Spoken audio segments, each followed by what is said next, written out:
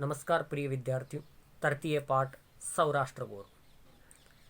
अपने राष्ट्र का गौरव, इस पाठ के माध्यम से हम अपने राष्ट्र के बारे में चर्चा करेंगे और हमारे जो दर्शन शास्त्र है, धार्मिक ग्रंथ, उनमें इसकी राष्ट्र शब्द की चर्चा की गई है, जो कि अत्यंत प्राचीन है। सबसे प्राचीन हमारे ग्रंथ वेद है और वेदों में भी राष्ट्र शब्द का उल्लेख मिलता है। जैसे कि यजुर्वेद में आराष्ट्रे राजन्य कहा गया है और ऋग्वेद में अहम राष्ट्रीय संगमने वसुना, अर्थात ईश्वर उपासकों को धन देता है और धन्य देता है। तो ये ऋग्वेद का जो देवी सूक्त है, देवी सूक्त, उस सूक्त में अहम राष्ट्रीय संगमने वसुना कहा गया है। आइए हम इसकी चर्चा कर लेते। आराष्ट्रीय राजन्य अर्थात नियमों से चलने वाले देश में बुद्धिजीवी शोभायमान हो, और इसका अर्थ है कि संपूर्ण राष्ट्र के ईश्वर, संपूर्ण जगत का ईश्वर मैं ही हूँ। भगवती कहती है, देवी माँ, कि संपूर्ण जगत का ईश्वर मैं ही हूँ और मेरी जो उपासना करते हैं उन उपासकों को मैं धन और धान्य देती हूँ। हमारा जो राष्ट्र शब्द है वह हमारी प्राचीनतम देन है, वेदों इत्यादि जो धार्मिक ग्रंथ है उनकी।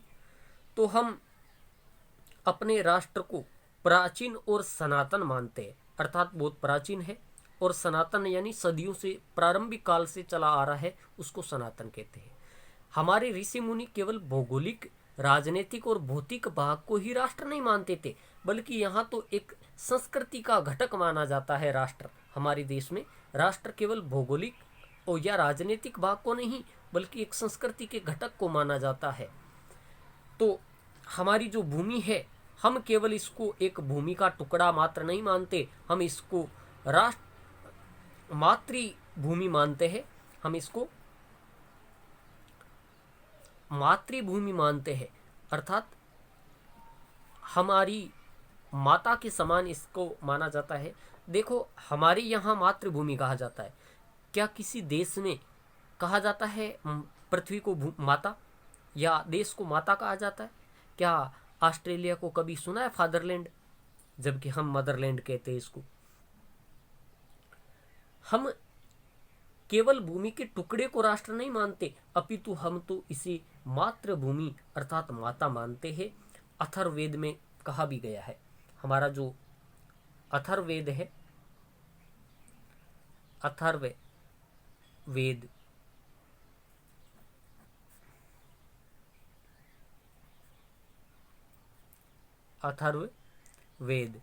अथर्ववेद में ज्यादातर मंत्र जो है जादू टोने से संबंधित है, इसलिए ये पूजा पाठों में काम में नहीं आता है।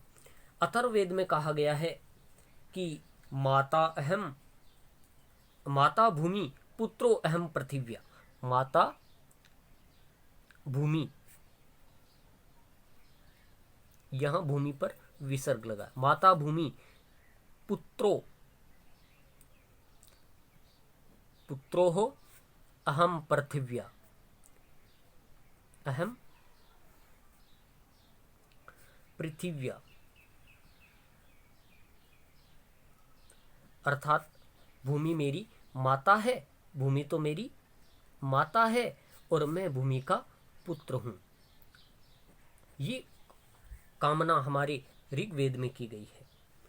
हमारी यह भूमि विश्व को मोहित करने वाली है, अर्थात देखिए, जितने भी आक्रमण हुए, विश्व से अनेक लोग यहाँ पर आए, क्योंकि उनको इस भूमि ने आकर्षित किया था, मोहित किया था। इस भूमि ने मोहित किया था और हम इसे, विश्व को तो ये आकर्षित करती है, बहुत अच्छी लगती है, सब हमें ही नहीं, संपूर्ण विश्व को भी ये बहुत प्यारी लगती है। इसलिए यहाँ इस भूमि को हम मातृभूमि कहते हैं।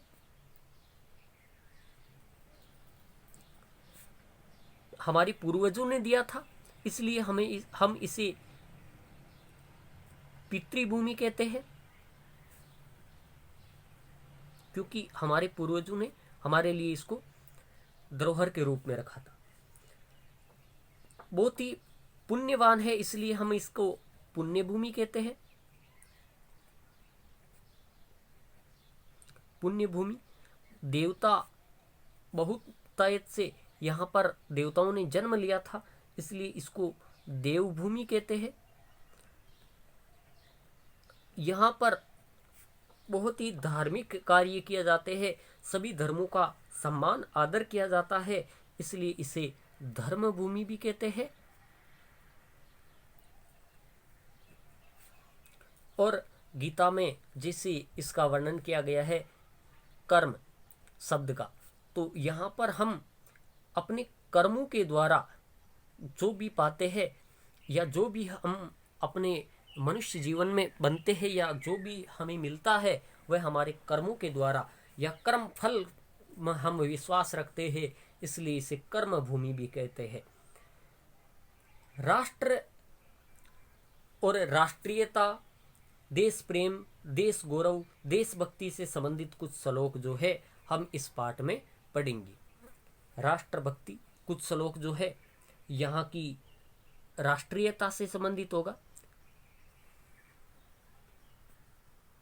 अर्थात कौन लोग है जो यहाँ के राष्ट्रीय है, अर्थात जिसका ये खुद का देश है। हमें इस राष्ट्र पर गौरव क्यों है, तो राष्ट्र का गौरव हमारी देशभक्ति के कुछ श्लोक यहाँ प्रस्तुत किए गए हैं। देशभक्ति इनसे संबंधित या फिर राष्ट्र की परिभाषा के रूप में यहाँ कुछ श्लोक प्रस्तुत किए गए हैं। इनका अध्ययन हम इस पाठ के माध्यम से करेंगे। नमस्कार।